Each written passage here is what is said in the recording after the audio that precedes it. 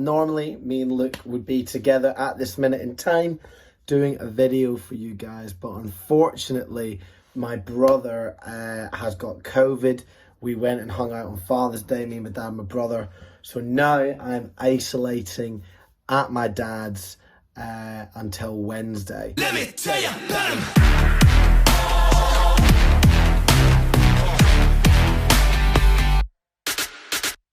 Hello, Ivy Youth. That is right. JM is in isolation, and we know that isolation is really tough. So if you are isolated, then please reach out to one of your group leaders or myself or anyone who you trust, and we can bring anything that you need. Just send a request to your leaders, because we know that isolation is tough and we want you to feel loved and appreciated during that time.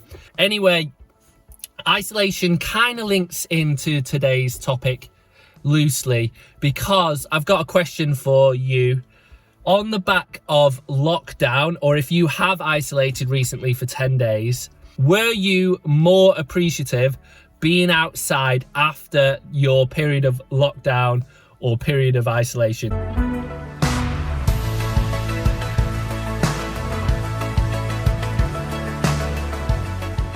As some of you might know, I went to Portugal recently and had to isolate for 10 days afterwards. It was so annoying and so frustrating, and I missed out on loads of things. When I was finally allowed outside, we got up early, we went outside, and I was like a dog just looking at everything. He made me this collar so that I may talk. Squirrel!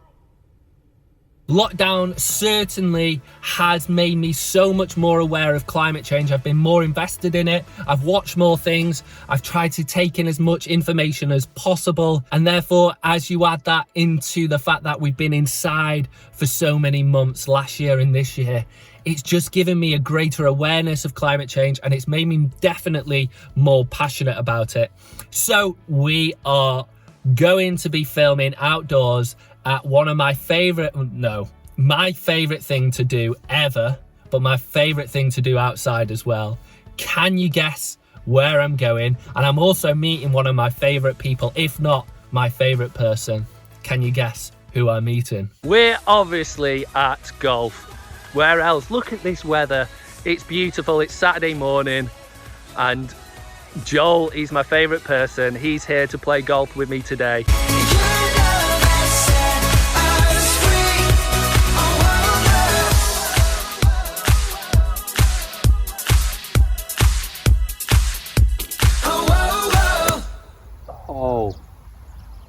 Oh my goodness, they just look so nice. I looked at a recent survey that said 9 out of 10 young people don't believe that their church is doing enough about climate change. So therefore, we want to just start the conversation today. How can we, be more aware of it, and what can we do as a youth team, as a youth group, as individuals to combat climate change? Now, whenever I think of climate change, I always think of Greta and, of course, Sir David Attenborough. Always.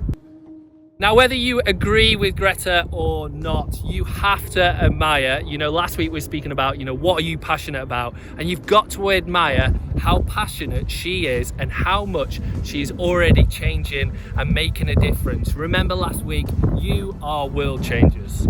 So we've got another question to link this back to our verse of the series, the parable of the Good Samaritan.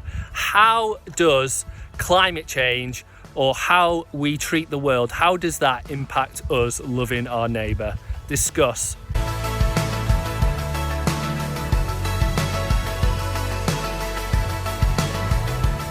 In the Bible, we only have to go to the first page or first 2 pages to really hear what God thinks about our world and how precious it is. In Genesis, in chapter 1 and chapter 2, we hear about God's creation, about God making the skies and the land and the oceans and the trees and the animals. We also hear about how He creates us. God creates all of this wonderful stuff in a series of days, and after each individual thing, He doesn't just say, "That's good," He says, "Actually, that's very good." And He also instructs us to care.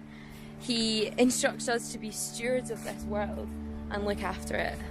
I think that's such a wonderful story to hear about this amazing gift that God gives us, but also that we have a responsibility of our world to look after it. But one of the other things we know is that climate change is not just an issue that affects the world, trees, icebergs, mountains. It's something that affects people. Climate change is a justice issue because at the heart of climate change there are people being impacted by sea levels rising, by ice melting, by food becoming more insecure. And it's the people at the end of that that God also calls us to care about. God asks us in the Bible to love our neighbour both who lives next door and also love our neighbour, the people who live across the world. Climate change is affecting people, and it is affecting people in an unjust way. I remember a couple of years ago I heard someone say, the people who contribute the least to climate change are impacted the most. Let that sit with us for a minute. The people who contribute to climate change the least are impacted the most. So Joel, we're on the second to last hole. Have you had a good day? I've had an amazing day. Watching Yeah. Luke play golf is one of the greatest things one can witness with their own eyes. And as you can see, it started sunny, and now It's a the bit climate cloudy. has changed. Oh, that is great.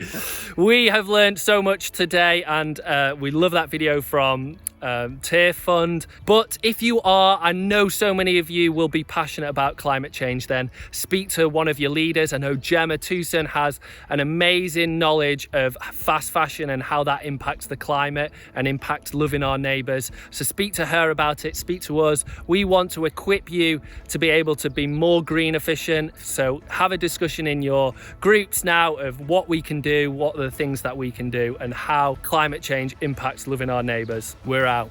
We've had a great day. An amazing day. Damn it. Let me tell you about him.